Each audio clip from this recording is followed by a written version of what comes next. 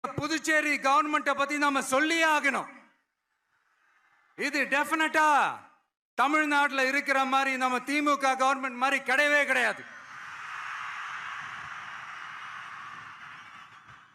ஏன்னா வேற ஒரு அரசியல் கட்சி நடத்துற நிகழ்ச்சியாகவே இருந்தாலும் அந்த நிகழ்ச்சிக்கு தன்னெழுச்சியா வர நம்ம மக்களுக்கு பாதுகாப்பு கொடுத்து பாரபட்சமே காட்டாம இந்த கவர்மெண்ட் நடந்துகிட்டு இருக்கிறாங்க.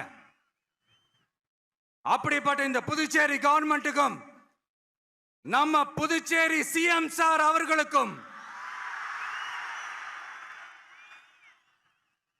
இந்த நேரத்தில் என்னுடைய மனப்பூர்வமான நன்றிகளை தெரிவிச்சுக்கிறேன். இத பார்த்தாவது தமிழ்நாட்டில் இருக்கிற அந்த திமுக கவர்மெண்ட் கத்துக்கிட்டா நல்லா இருக்கும்.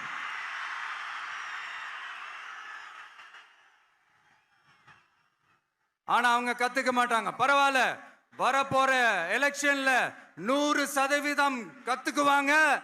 அத நம்ம மக்கள் பார்த்துக்குவாங்க.